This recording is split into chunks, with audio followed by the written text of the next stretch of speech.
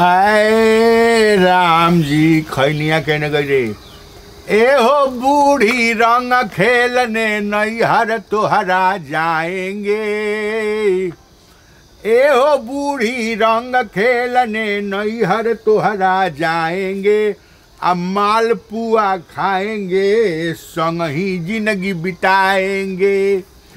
मालपुआ खाएंगे। ए बतुआ का हो बाबूजी आज का बनता खाए के? उहे बनता जो रोज रोज बनेला दाल भात सब्जी। जानत रोज रोज खाइल वाला जौन बानू खा के मुंह खिया जाता। का कुछ बढ़िया बनाओ ना। कुछ बढ़िया बनो। जात नहीं बनावे आलू गोभी की तरकारी या भात। तारा मुंह मारो आलू गोभी के तरकारी या भात के। रोज तो उहे खातनी रोटिए या भाते आलू गोभी। गोभी तो खात खात गिजा गइल बाटे। एही से नुए बेला जात नहीं भात बनावे नयका चाउर के। सुना ना है का इनकमिंग हियर का बाबूजी आज तनी मालपुआ तनी छाना ना मालपुआ खियाओ ना मन कइले बा। मालपुआ कैसन होला जी? बे हाउ पुआ ना होला जौन रसवा में ए मालपुआ। हम अपने नैहर में के बनाइले हमके ना बनावे आवेला। हां त नैहर में ना बनावलू मालपुआ आले जब मालपुआ नहीं खुजा त बुझाता कि तार नैहर कैसन बाटा आजे बुझा गइल हमरा।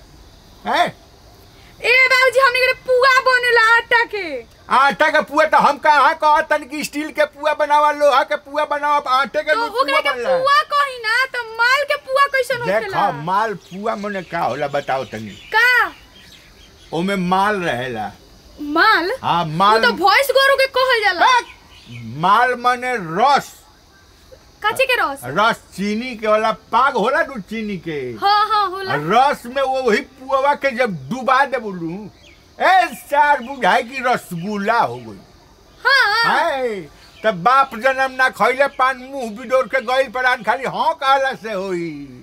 जा तनी छान है तनी मालपुआ हमरा के खियावा आत्मा संतुष्ट कर दो। उम्र के कोनो ठीक नहीं के देखते बाड़ू ऐसा ही कैसे। ना ना ना बाबूजी रोवा के अभी मुंह दे हम बाप रे बाप रोवा मुंह जेम त हमर घर द्वार के देखी हमरा के देखी ना बाबूजी हम रोवा के बना के लावत मालपुआ। अरे ताहरा के त देखे वाला कइए देले बानी उ अपन देखते बाटे। हमरा के केहू नहीं के देखे वाला उहे नु कहनी है कि आज मालपुआ खिया दे। बाबूजी हम माने रोवा के देखे वाला काहे रोवा टेंशन लेतनी? हम जाते नहीं बनावे मालपुआ कैसे बनेला तनी एक बार बता दी तो। देख पुआ बना ली है। अच्छा आ चीनी वाला पाग हाँ हाँ उ बना के हाँ वो पुआ के ओमे छोड़ दिया। हारू आ ओकरा बाद किशमिश डाल देम। तनी काजू किशमिश तनी है छोहाड़ा वाड़ा काट के तनी डाल दिया। ठीक नु ठीक बा बाबूजी।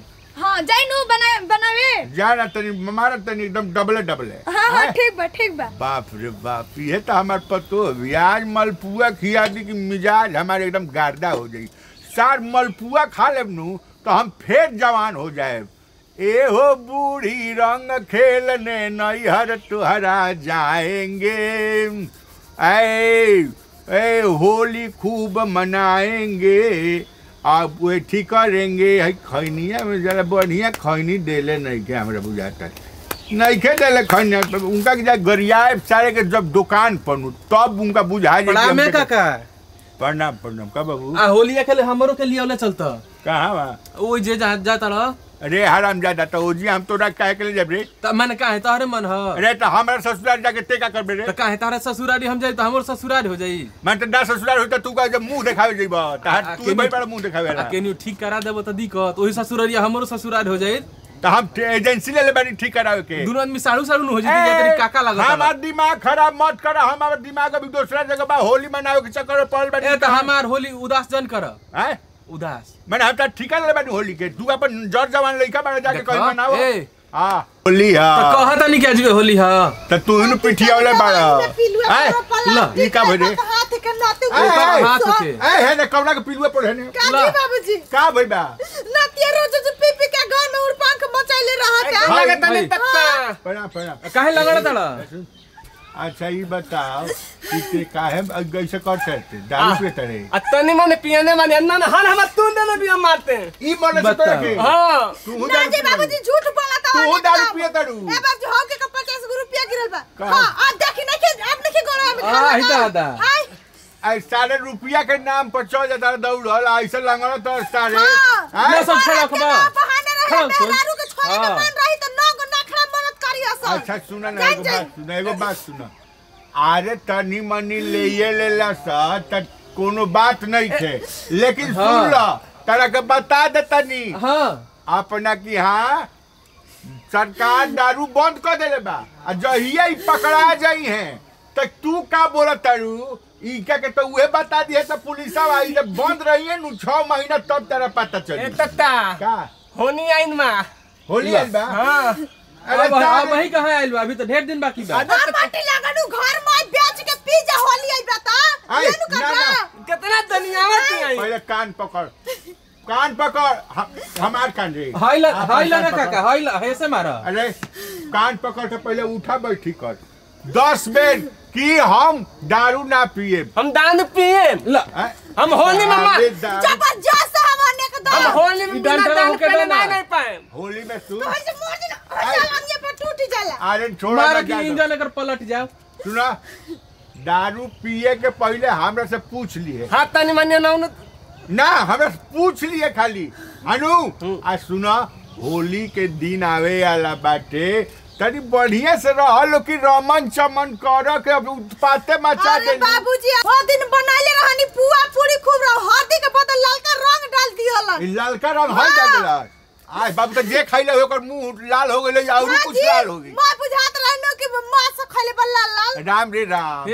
अच्छा बाबू सुन होली के दिने लेवे के पहले हमरा से एक बिया के भेंट कली है ओकरा बाद डिसीजन जोन होई कइल जाई। काजी बाबूजी रो रो बिगाड़ते बनी हम मेहरारू मारे लगी तोहरो के ई बात कहतनी बाबू कि होलिया के दिने माहौल सरकार के का बाटे उ देखिए के नु पीना तो 6 महीना का भीतर चल जाई ई बुझेले नहीं नो एकरा दिक्कत होखबे करी या ओकरा 6 महीना तू जे रोड पर बवईबू त काहे बवईबू ए सब कहनी। हां एते धारे भेद दने त एते धाने भेद दो मैं सारे दारू पी के कहेगा करबा। अरे बाबूजी दारू पीहत एगो गोरू ऊपर एगो नीचे। एगो बात सुन एगो बात सुन तारा कुछो कइला की जरूरत नहीं है खाली एक में खाली दरोगा जी के फोन कर दिया कि दारू आइल बा। हम नंबर नंबर ला हां 100 नंबर 100 नंबर तो हम लगा ली 100 रुपया देता है। हां ए देखी बाबूजी रोरे पर केस कर दे घुस हमरा पर है हट ना भी केस कर दे रोरे पर के घुस कर बुढ़ाऊ खा लो ना 100 में अरे चला तो हमरा के काहे पकड़ाता अब बाद में दिए ना अब ही ना बाबू सुनो ना 100 नंबर धाने भेज दो ना धाने साले मारे घर भेज दिए तोरा का मतलब है दारू पी के जहिया आई कहिया 100 नंबर पर जयवा कि ना तू ए जालो घर जा जालो अपने घर जालो डांटा जालो अपने घर जालो अपने घर ए ले जा घर ही बंद करके मार।